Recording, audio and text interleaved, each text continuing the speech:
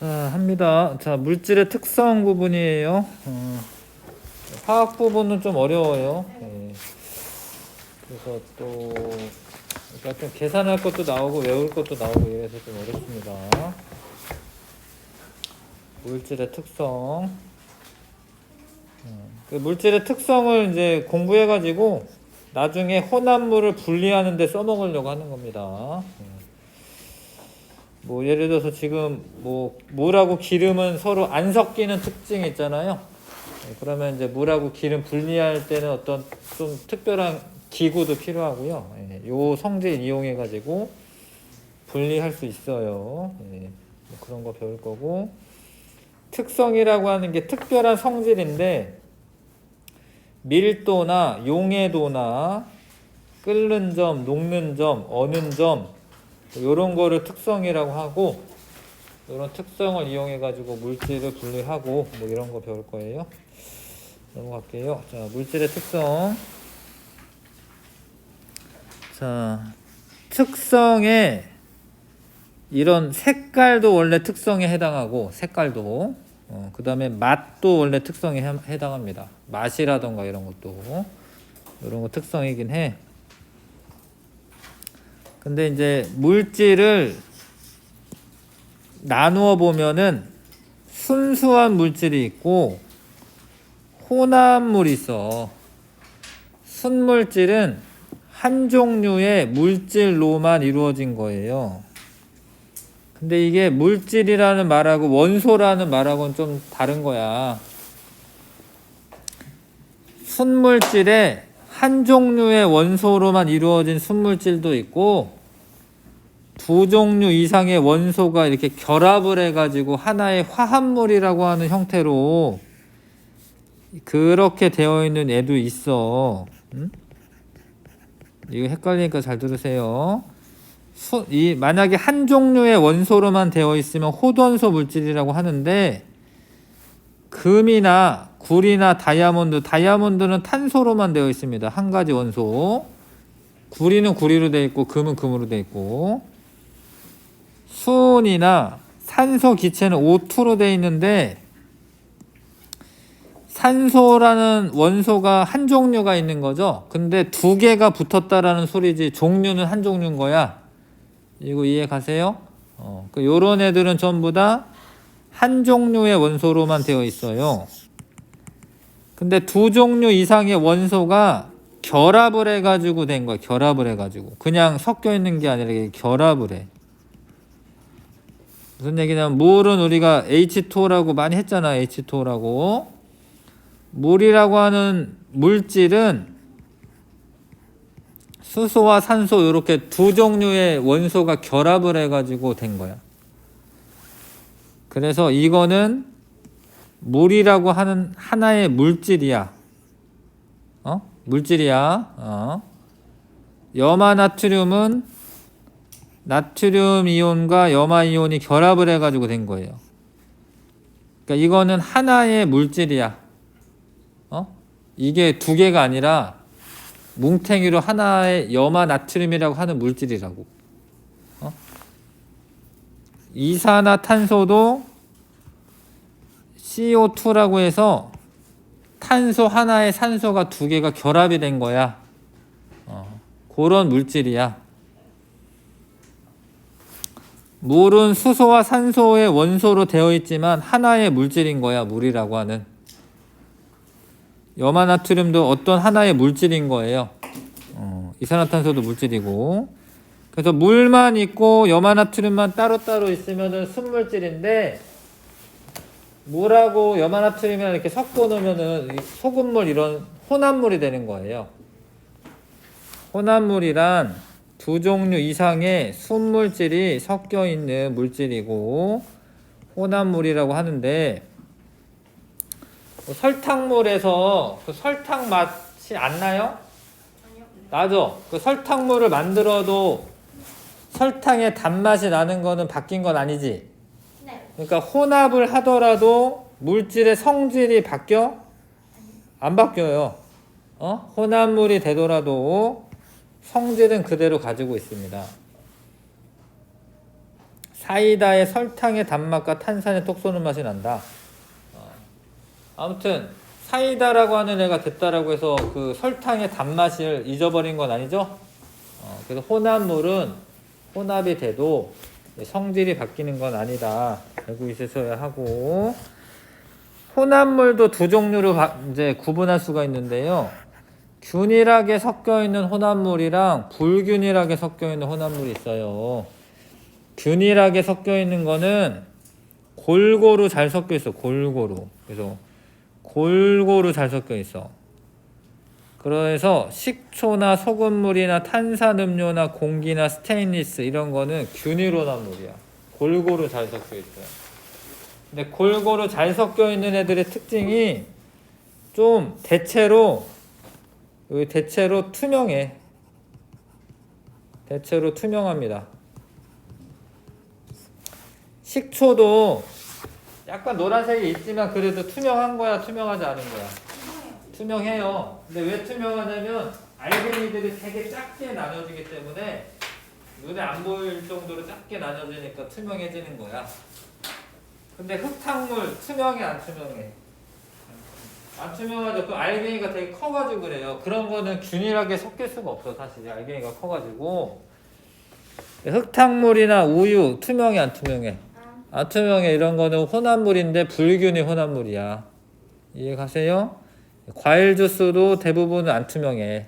약간의 뭐 과일 뭐 건더기 같은 것도 약간 있고, 암석도 뭐 화강암 이런 거 보면은 그냥 균일한 게 있는 것 같지만 뭐 까만 부분 있고 하얀 부분 있고 검은 뭐 투명한 부분 있고 이렇게 다 있어요. 그건 불균일한 거야.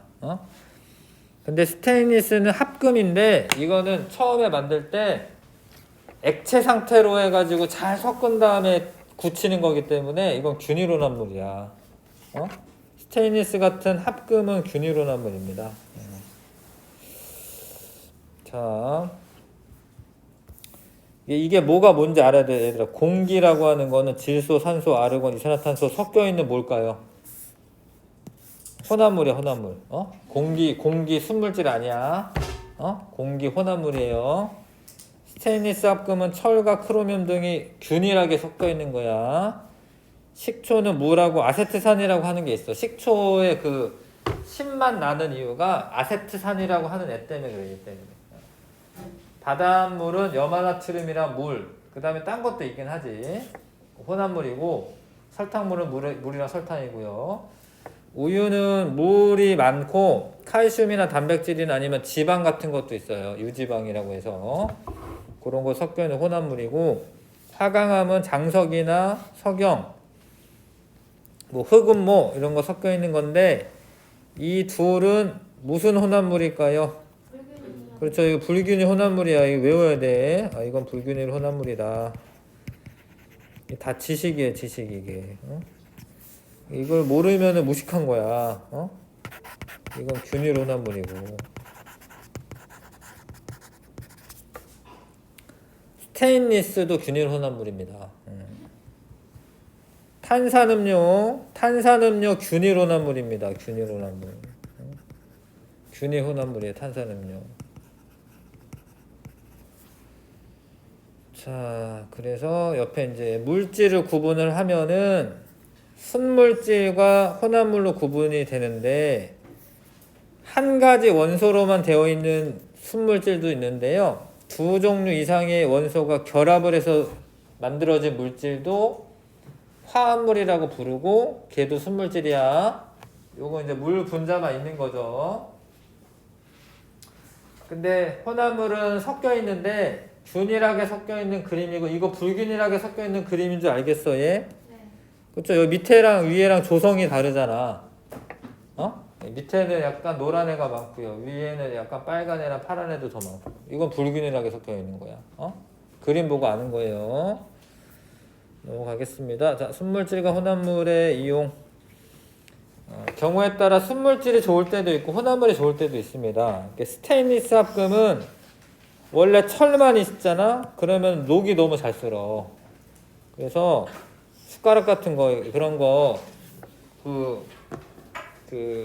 설거지 아무리 막 해도 물에 닿아도 안 녹슬잖아요.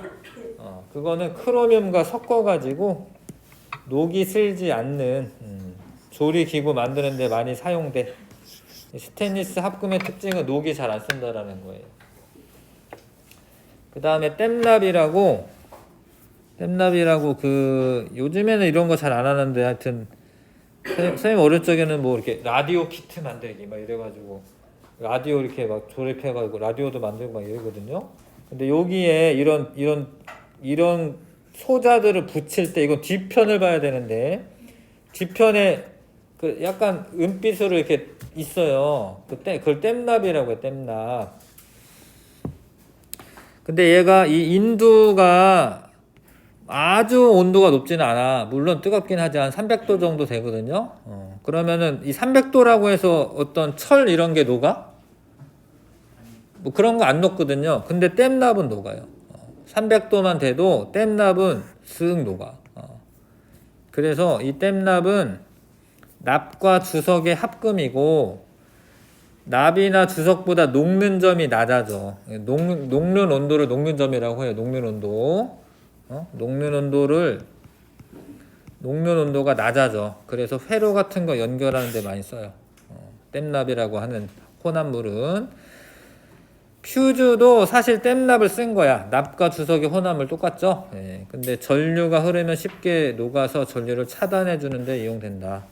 여기 얇게 있어. 퓨즈가 이 땜납이 얇게 있어. 여기. 그럼 전류가 많이 흐르다 보면 여기에 타가지고 끊어져. 그러면은 전기가 안 통하니까 전기 기구는 보호가 되는 거예요. 이거는 한 200~300원 해. 갖다가 끼면 되는데 이거 없으면은 뭐 200만 원짜리 텔레비전 날라갈 수 있어. 그러니까 요런 게 전기가 너무 많이 흐르는 걸 방지해 주는 거예요. 그 다음에 부동액 얼지 않는다라는 거야. 얼지 않는다. 겨울철에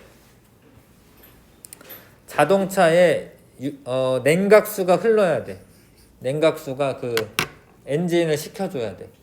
근데 겨울에 영하의 날씨에 그 물이 얼 수가 있거든요. 냉각수가. 그러면은 오히려 자동차가 과열돼요. 냉각수가 얼어가지고 순환이 안 돼가지고. 그래서 겨울에는 이제 에틸렌 글리콜이라고 하는 애랑 물이랑 섞어 놓는 거야. 섞어 놓으면은 잘 안 얼어요. 뭐 한 마이너스 뭐 16도씨 뭐 요 정도까지는 버텨요. 그래서 혼합물이 잘 얼지 않으므로 자동차 냉각수로 이용된다가 뭐냐면 냉각수가 안 얼게 하려고. 얼지 않는다. 이런 건 혼합물입니다. 염화칼슘. 눈 내렸네. 여기 자동차 보면 눈 내린데 이 제설차가 지나가면서 눈도 치우지만 뭘 막 뿌려. 뭐 하얀 걸 막 뿌립니다. 뿌리고 지나갑니다. 아니면 아파트 같은데 이제 그 경비 아저씨들이 뿌려요. 그게 염화칼슘이고, 염화칼슘은 눈하고 섞이면 혼합물이 되는데 그 혼합물이 되면은 어는 점이 낮아져. 예를 들어서 한 0도씨에는 원래 얼어야 되는데 뭐 한 마이너스 5도씨로 낮아지는 거예요. 그럼 한 마이너스 4도씨면 어는 거야, 안 어는 거야? 안 어는 거예요. 그러니까 안 얼어. 그 빙판이 안 돼. 미끄러지지 말라고. 어는 것을 막는 데 사용된다. 그러니까 지금 요런 애들은 전부 다 뭐 한 거야? 혼합물이에요. 그렇죠? 혼합물의 성질을 이용한 거야. 혼합물의 성질을 이용한 겁니다.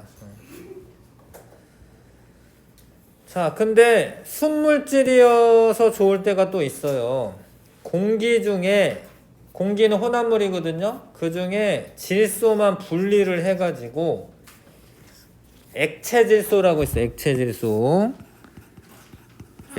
액체질소는 마이너스 196도씨로 온도가 엄청 낮아져요. 그래서 냉각제로 주로 액체질소를 쓰는 거고요. 의료용 산소가 많이 필요한 사람들한테 산소를 집중적으로 공급을 해주는 거야. 이 사람이 이제 막 산소가 부족해가지고 막 뇌사할 수도 있고 막 이래. 그러면 산소 마스크 씌워주죠. 예, 그러면 이제 좀 더 효과가 있으니까 분리를 해 놓는 게 좋다라는 거예요. 공기에서 산소를 분리를 해 놓는 게 좋다라는 거예요. 어? 자, 물질의 특성. 물질이 나타내는 여러 가지 성질 중에 양에는 관계없이 그 물질만이 나타내는 고유한 성질을 물질의 특성이라고 한다. 뭔 얘기냐면 예를 들어서 뭐 이렇게 질량 뭐 이런 거 있어. 물이 뭐 10g 있어요. 근데 물이 100g 있어.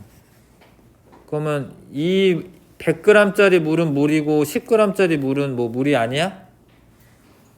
그러니까 이런 거는 양에 관계없이 일정한 게 아니고 물이 많아지면 질량은 많아지는 거잖아요. 그런 거는 양에 관계가 있는 거야, 질량은. 어? 양에 관계 없다라는 거는 뭐냐면 물이 10g 있어도 100도씨에서 끓어요. 근데 100g 있으면 1000도씨에서 끓는 게 아니야. 100도씨에서 끓어요. 그러니까 양이 많아져도 끓는 점은 어때? 같아요. 관계가 없어. 양에 관계가 없어. 어? 양에 관계없이 그 물질의 고유한 특성을 특성이라고 하는 거예요. 성질을. 자, 봐봐. 겉보기 성질은 특성이야. 무시하면 안 돼. 색깔, 맛, 냄새, 굵기, 결정 모양 이런 거 특성이에요. 겉보기 성질의 물질의 특성이에요. 금은 색깔이 노란색이고 뭐 철은 뭐 은빛이고 이런 거는 특성이에요. 특성. 그 다음에 이제 하나하나 배울 건데 밀도나 용해도, 용해되는 정도인데 끓는 점, 끓을 때 온도, 녹는 점, 녹을 때 온도, 얼 때 온도 이런 거는 특성이야. 근데 그 특성을 이용해서 물질을 구별할 수도 있고 나중에 뭐 하는 데 써먹냐면 혼합물을 분리하는 데도 써먹을 거야. 알 것 같기도 하지요. 자, 한 물질, 한 종류의 물질로만 이루어진 물질은 뭐라고 할 거야? 순물질이죠. 두 종류 이상의 물질이 섞여 있으면 혼합물이라고 합니다. 식초는 두 가지 이상이 고르게 섞여 있으니까 뭐라고 해요? 균일 혼합물. 흙탕물은 고르지 않게 섞여 있기 때문에 불균일 혼합물. 겉보기 성질, 밀도, 용해도, 끓는 점, 녹는 점, 오는 점은 물질의 양에 관계없이 일정함으로 물질의 특성이다. 또 옆에 옆에 다 추가적인 설명들이 다 있었군요. 자,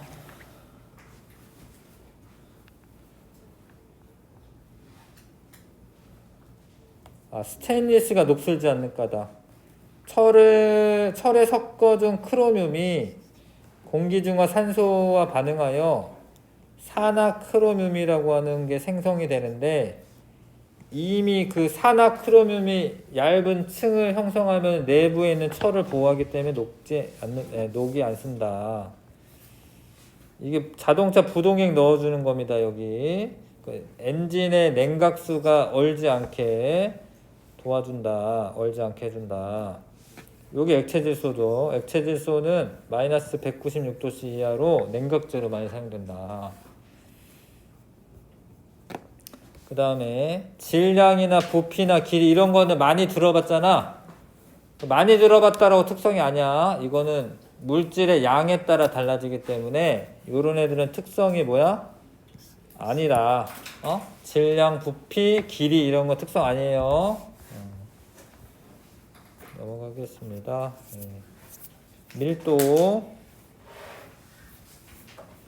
밀도를 학생들이 은근히 몰라요. 밀도란 원래 밀집된 정도야. 얼마나 이렇게 빽빽하게 있냐 이런 거예요. 빽빽하게 있냐. 빽빽하게 있느냐인데 근데 밀도를 계산하는 식을 아셔야 돼. 밀도를 계산할 때는 이렇게 할 거야. 부피분의 질량 이렇게 할 거야. 그래서 부피를 또 알아야 돼. 부피란 어떤 물질들이 차지하는 공간의 크기. 이만큼 차지하고 있냐, 이만큼 차지하고 있냐. 그 공간의 크기를 부피라고 하고요. 세제곱센티미터, 세제곱미터, 밀리리터, 리터 등이 있죠. 단위는. 근데 1세제곱센티미터가 1밀리리터랑 같은 거야. 이거 아셔야 돼. 1세제곱센티미터는 1밀리리터랑 같은 거예요. 1000밀리리터가 1리터야, 1리터. 이런 거 알아야 돼. 이거 좀 어려운 건데, 만약에 1세제곱미터면, 이게 몇 리터일까요? 몇 세제곱센티미터일까요? 몇 밀리리터일까? 1세제곱미터면. 계산은 어떻게 하냐면, 1세제곱미터라는 거는 1m 곱하기 1m 곱하기 1m예요. 1m, 1m, 1m. 한 이 정도 되겠다. 이 정도. 근데 1m가 몇 cm인지 알아요? 1m 몇 cm예요? 100cm죠? 그러니까 얘가 100cm 곱하기 100cm 곱하기 100cm야. 이게 생각보다 엄청난 부피가 크거든요. 그럼 100을 3번 곱하면은 얼마야? 10만? 100만이야, 100만. 공을 6개를 붙여야 되잖아? 100만 세제곱센티미터야. 1세제곱미터 얼마 안 되는 것 같지만 100만 세제곱센티미터예요. 그럼 몇 밀리리터야? 100만 세제곱센티미터고 100만 밀리리터. 엄청 많지? 그럼 몇 리터예요? 1000리터예요, 1000리터. 1세제곱미터가 1리터가 아니야. 1000리터야, 1000리터. 1리터짜리 우유 1000개나 먹어. 1000개나 있는 거야. 뭐 단위 환산을 해야 할 때가 있어서 알려주는 거고요. 자, 1세제곱미터는 꽤 많습니다. 알고 보면. 그러니까 1세제곱센티미터는 1세제곱 옆에 있네 또. 미안해. 그래도 한 번씩 써보시는 게 좋지. 옆에 다 있었군요. 그러니까 한 1cm, 1cm 요렇게 생긴 뭐 주사위 같은 애를 100만 개나 모아야지 돼. 100만 개. 100만 개를 쌓아놔야지 1세제곱미터가 된다라는 거죠. 꽤 많다. 자, 부피를 측정할 때 만약에 규칙적으로 되어 있다. 그러면은 수학적으로 가로 세로 높이 곱하면 돼요. 알죠 이거? 입체도형에서. 그 다음에 뭐 이거는 뭐 1학년 2학기 때 정도 나올까요? 아무튼 이 밑면의 넓이는 원래 파이 r 제곱이죠? 이거 아시죠? 이 반지름이 r일 때. 근데 그게 h만큼 쌓여 있으면은 요게 원기둥의 부피고 9다 9.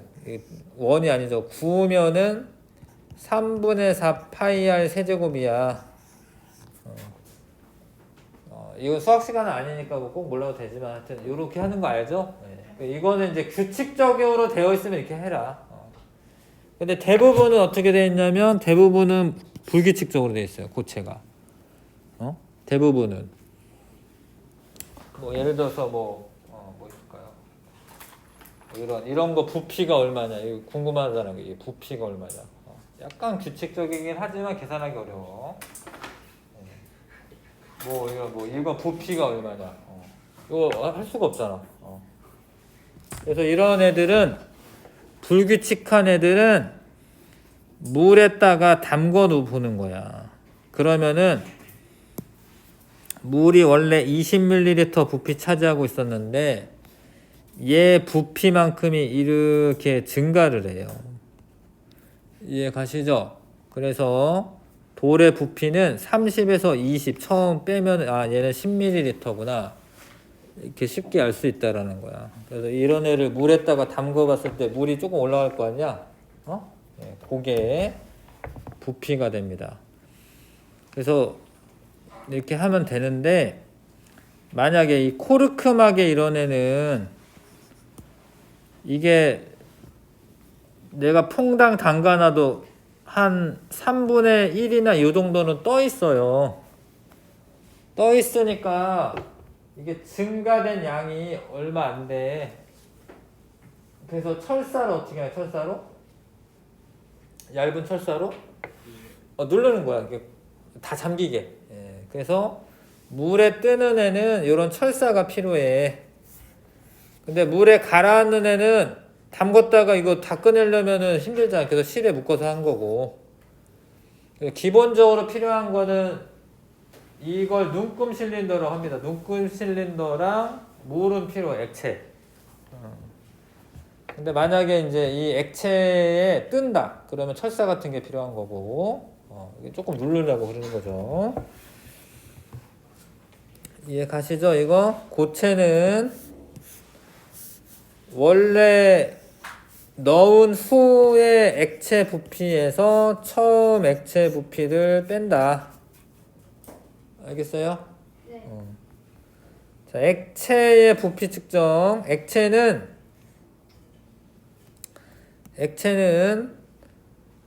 눈금 실린더로 재는 거예요. 근데 이거를 그냥 비커나 이런 걸로 재면 안 돼. 그거는 되게 부정확해요. 왜 그러냐고? 원래 부정확하고, 그 다음에 부피를 잴 때 좀 얇은 애로 재야 돼. 얇은 애로. 봐봐, 쌤 봐봐. 니네가 이런 눈금에 맞춰가지고 이렇게 잴 거야. 근데 원래 이게 써져 있어요. 이게 오차가 써져 있습니다. 용기마다 써져 있고, 비커 이런 거는 플러스 마이너스 한 7% 뭐 이렇게 써져 있어요. 그래서 그렇게 정확하지 않은 거고, 눈금 실린더는 뭐 많으면 1%, 아니면 뭐 0.5% 이 정도 써져 있는데, 잘 봐. 내가 이렇게 눈으로 보면서 요 눈금만큼을 내가 부으려고 하겠지. 근데 만약에 내가 조금 더 부어 이렇게. 그러면 어느 정도 오차가 발생하는 거냐면 요 높이에다가 요 부피 곱한 것만큼이 오차예요. 이해가? 근데 되게 좀 볼이 넓은 거를 썼어. 내가 볼이 넓은 거. 원래부터 부정확한데 내가 조금 더 넣었어. 이렇게. 그러면은 이만큼의 오차가 발생하는 거야. 알겠어요? 그러니까 볼이 얇은 걸로 해야지 약간 오차가 생겨도 진짜로 조금만 생기는 거야. 그래서 부피를 재려면 얘가 이렇게 홀쭉하게 생긴 이유가 있다라는 거예요. 홀쭉하게 생긴 게 더 정확한 거예요. 그래서 눈금 실린더에다가 재는 거고, 피펫은 더 얇아요. 피펫은 이거보다 더 얇습니다. 피펫은 여기 지금 그림이 없는데 요렇게 얇아. 요렇게. 요게 더 정확해. 뭐 하여튼 요렇게 생겼어요. 스포이드 길다랗게 생긴 것처럼 생겼습니다. 요런 걸로 측정을 한다. 그 다음에 이게 눈이야. 이게 눈의 높이를 수평하게 두고 봐야 돼. 아래서 보거나 위에서 보면 잘 안 보여요. 그래서 눈의 높이를 수평하게 할 거고, 그 다음에 요건 조금 더 디테일한 건데, 요게 표면 장력 때문에 물이 약간 올라갑니다. 이렇게 올라가면은 올라간 것까지 고려해가지고 난 중간에다 맞춰야지 이럴 필요 없어요. 아래에다 맞춰야 돼. 아래에다. 요거는 얼마 되지도 않고 원래 아래에다 맞췄을 때 딱 그 부피가 되게끔 만들어져 있어. 진짜로. 그래가지고 요 아래에 맞추는 거야. 아래 평평한데 여기에 맞추는 게 아니야. 그리고 이건 이제 수은의 경우는 위로 볼록하게 돼요. 위로 볼록하게. 수은은. 그러면 이제 하여튼 평평한 데다 맞추는 거야. 자, 그리고 이런 말도 있죠. 최소 논금의 10분의 1까지 어림짐작해서 읽는다.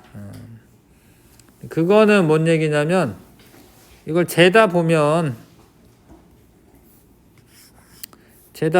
얘가 나는 뭐 한 10이 있고 이렇게 11이 있어. 중간에 이럴 수가 있어요. 그럼 이거를 10으로 읽거나 아니면 11로 읽지 않고 나는 이거를 10.4로 읽을 거야. 그렇게 하는 애가 더 잘하는 거야. 그렇게 재는 학생이 있으면 그 사람이 더 잘하는 거야. 이게 실험대회 같은 게 요즘에 없어가지고 옛날에 실험대회 같은 거 나가면 이런 것도 알긴 알아야 돼요. 요즘에 코로나 이후로 해서 뭐 과학탐구대 이런 거 별로 없는데 이렇게 하는 겁니다. 기체의 부피를 측정하고 싶은데 기체는 이게 눈에 보여요, 안 보여요? 안 보이죠. 안 보여가지고 어떻게 하냐면 맨 처음에 물을 여기 가득 담아. 근데 이게 가득 담아 놓으면 니네 생각에 이 물이 쏟아질 것 같잖아요. 안 쏟아져요. 이거 그대로 있어요. 왜냐면 이 압력 때문에 이거 안 쏟아집니다. 이거 내려올 것 같잖아. 안 내려와 진짜요. 그래서 기체가 여기에서 뽀글뽀글 올라오면 기체는 가벼우니까 위로 올라가 가지고 여기를 차지하면서 밀어내는 거야. 물을 거꾸로 하면 쏟아지는 이유가 뭐냐면 공기가 들어가면서 물이 떨어지는 거야 사실. 그래서 이렇게 해놓으면은 공기가 못 들어가게 해놓잖아. 그러면 이거 물 안 쏟아져요. 이론적으로 10m까지 안 쏟아져요. 10m까지. 공기 압력이 10m나 돼가지고 물에 10m만큼의 힘이 있어가지고. 자, 아무튼 얘가 이렇게 밀려나는 거는 들어온 기체 때문에 밀려난 거예요. 그러면 요만큼 담았어. 그러면 이 부피를 재면 이 기체 부피가 되는 거야. 알겠어? 뭔 얘기인지 알겠어요? 자, 그 다음에 봐봐. 소금에 내가 부피를 재고 싶다. 근데 소금을 물에다 넣으면 어떻게 되겠어? 소금이 녹아버리죠. 못 재요. 그러면은 소금은 안 녹는, 물에 넣는 게 아니라 석유나 에탄올 이런 거 안 녹거든요. 그런 데다가 넣어야 돼. 안 녹는 애. 설탕 이런 것도. 나트륨 이런 거는 물에 넣으면은 막 격렬하게 막 터집니다. 물에 넣지 않고 이런 애는 이제 석유 같은 걸로 해서 재야 돼. 물에 넣어 부피 측정할 수 없는 고체, 소금이나 설탕이나 나트륨 이런 거는 석유 같은 데다가 잰다. 자, 그 다음 질량. 질량은 정의가 물질이 가지고 있는 고유한 양인데 측정 장소에 따라 변하지 않고 일정하다. 이거는 뭐 우주에서 재건 뭐 달에 가서 재건 똑같은 거예요. 질량은. 무게는 달라져도 질량은 똑같은 거예요.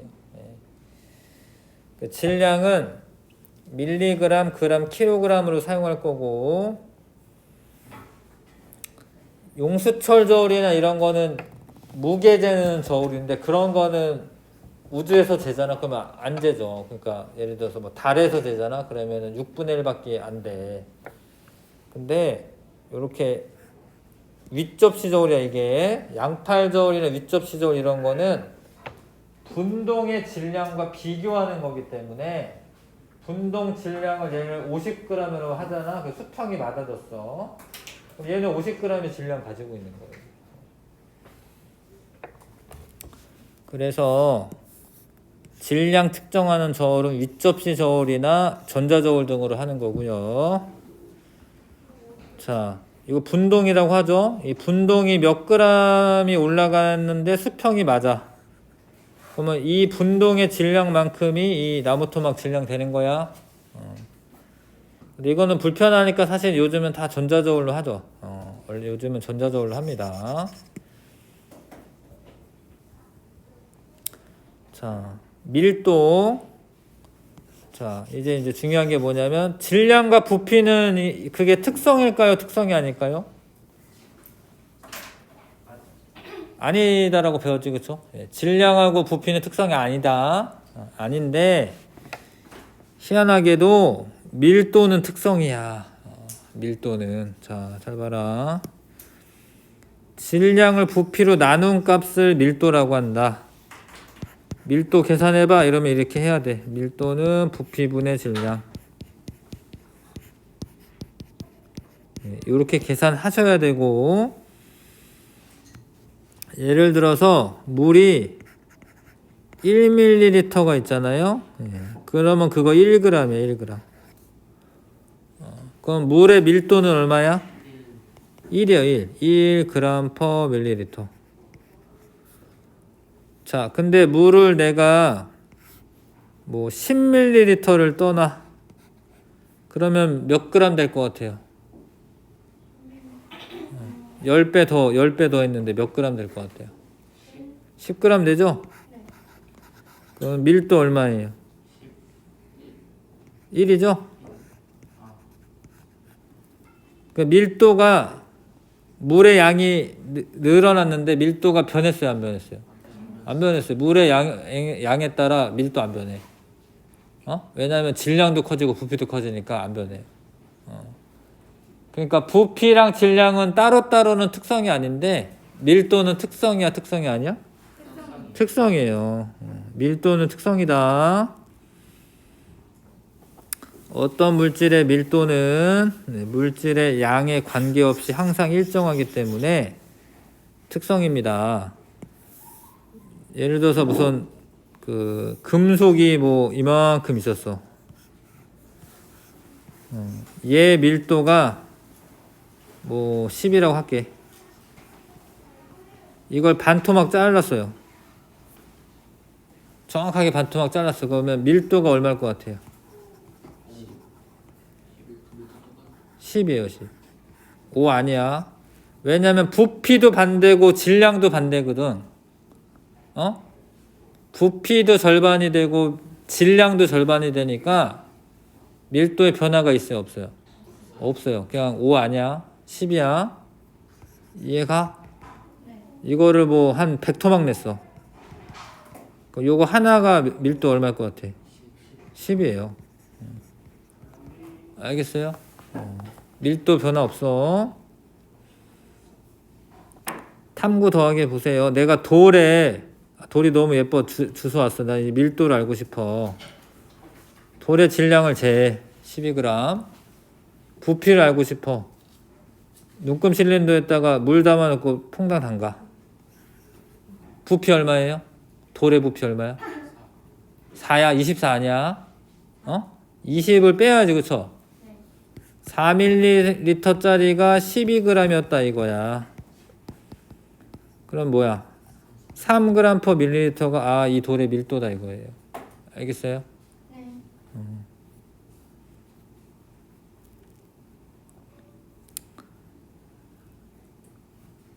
요거는 그렇게 알 필요는 없어 보이고요. 요거는 알 필요는 있어 보이네. 자, 잘 봐라. 부피와 질량 그래프가 있어. 이게 나중에 알게 될 텐데 하여튼 이게 기울기는 x의 증가량 분의 y의 증가량이에요. 근데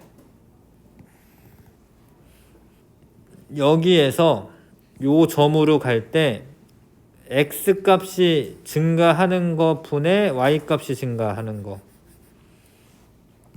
근데 여기 x 값이 뭐냐면 x 값이 부피야. y 값이 뭐예요? y 값? 질량이야. 이 그래프에서는 이 그래프에서는 그러면 이게 부피분의 질량이 기울기죠? 네. 부피분의 질량이 뭔데? 밀도죠, 밀도. 누가 더 가파른 그런 기울기를 가지고 있는 거야? A가 가파른 거예요. 기울기가 누가 커요 지금? A가 큰 거예요. 기울기가. 기울기 큰 게 가파른 거야. 그럼 누가 밀도 큰 거야? A가 큰 거야, A가. 기울기가 가파른 애가 밀도 큰 거야. 요 그래프에서는 그런 거야, 요 그래프에서는.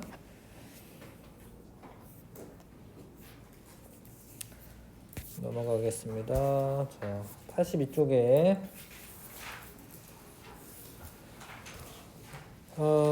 물에다 담궈놨나요? 물인지 모르겠네. 하여튼, 얘가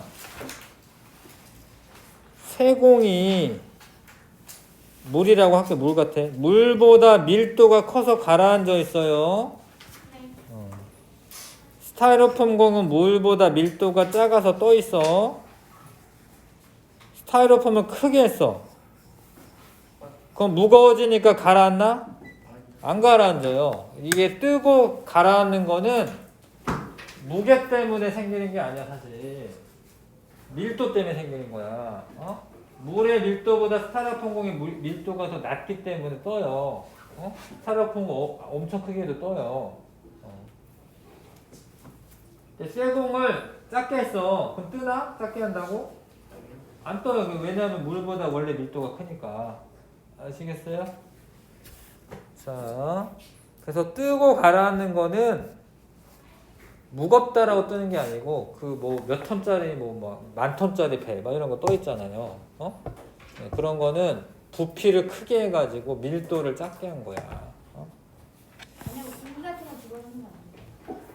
굳이 집어넣지 않아도 들어가 있긴 하죠. 왜냐면 이렇게 펴놨어요. 이렇게 펴놨어요. 공기가 들어가 있긴 하죠. 네. 뭐 부력 때문에 그런 거긴 한데 뭐 밀도가 작다라고 해도 괜찮거든요. 자, 봐봐라. 금은 밀도가 한 19.3이야. 물의 밀도는 외우셔야 돼. 물은 1이다, 밀도가 1이다. 이건 외워야 돼. 그리고 뭐 에탄올은 0.79다. 원래 누가 뜨게 돼 있어 이거? 섞으면? 에탄올이 뜨는데 근데 얘네는 잘 섞여. 그래가지고 이제 그게 구분이 되진 않고, 자, 그래서 각각의 밀도들이 있습니다. 자, 봐봐. 공기가 주로 산소와 질소로 되어 있는데 이산화탄소가 밀도가 더 어때요? 얘네들보다 크죠? 그 이산화탄소 가라앉는 거야. 이산화탄소 가라앉는 거예요. 그렇죠?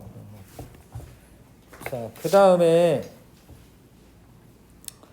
기체는 온도와 압력에 따라 부피가 크게 변해. 근데 밀도가 부피분의 질량인데 부피가 크게 변하면 밀도도 변하는 거야, 안 변하는 거예요? 변하는 거야. 그래서 기체의 밀도를 표기할 때는 온도와 압력을 나타내 줘야 돼.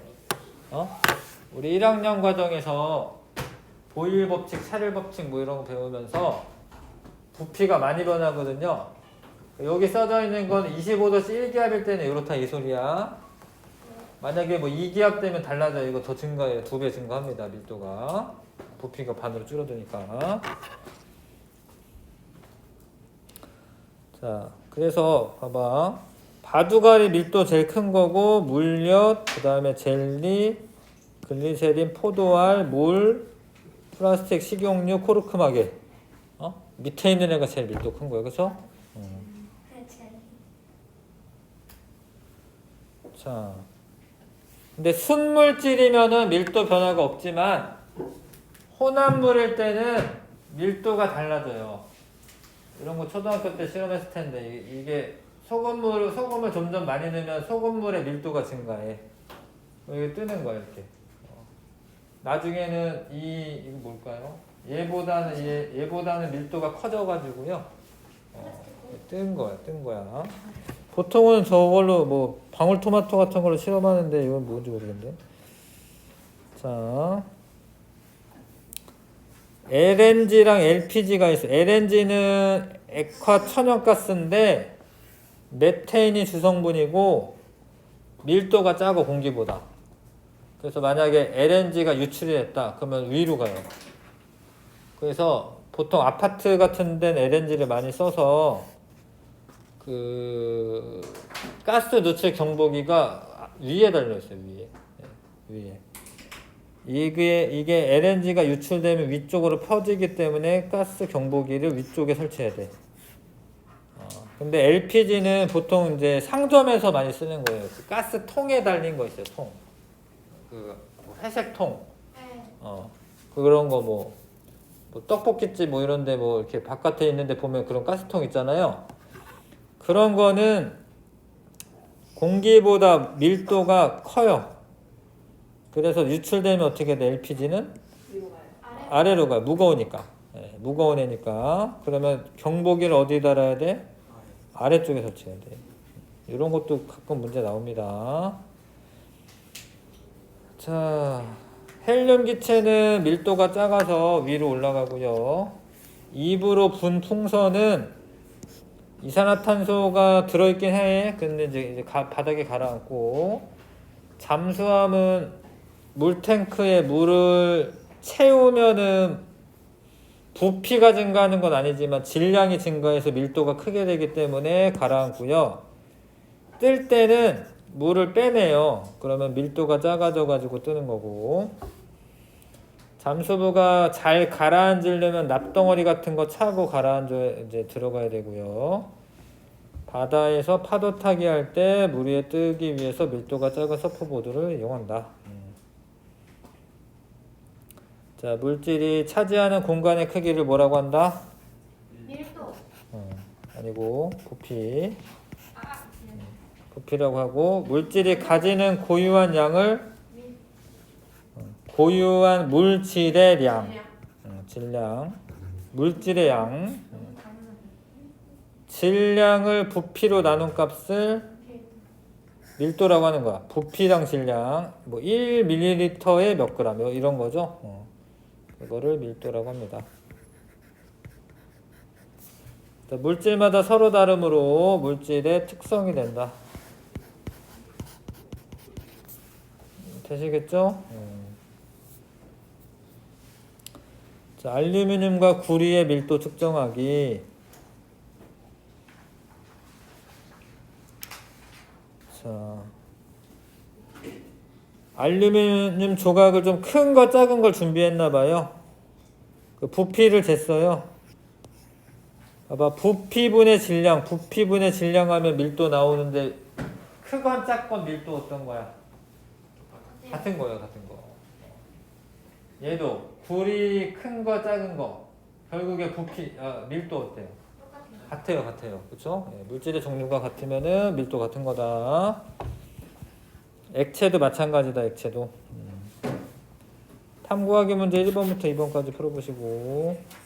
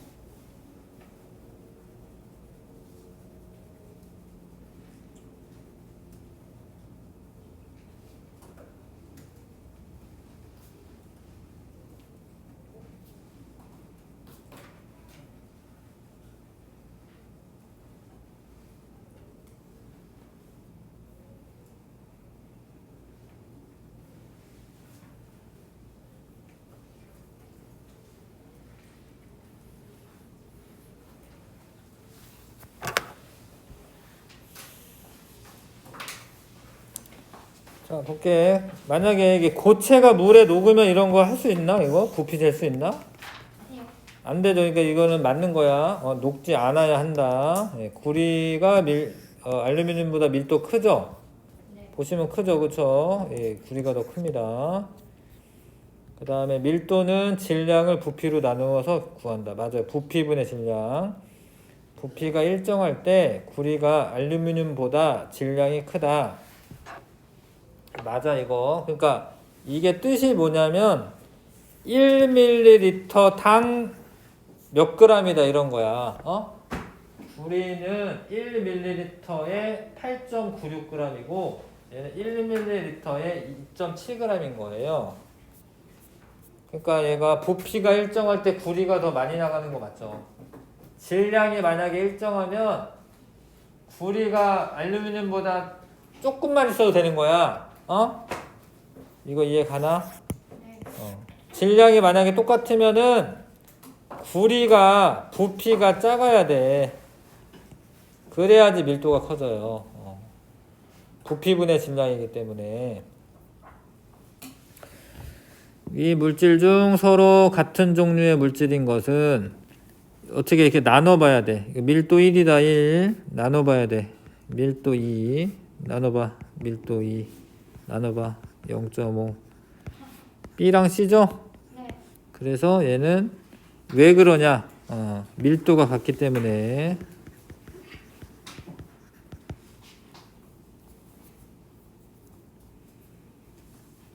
기체의 밀도는 온도와 압력에 따라서 부피가 팍팍 변해서 많이 달라진다 이거야, 밀도가. 알겠어요? 잠깐 쉬었다가 문제 풀어보겠습니다.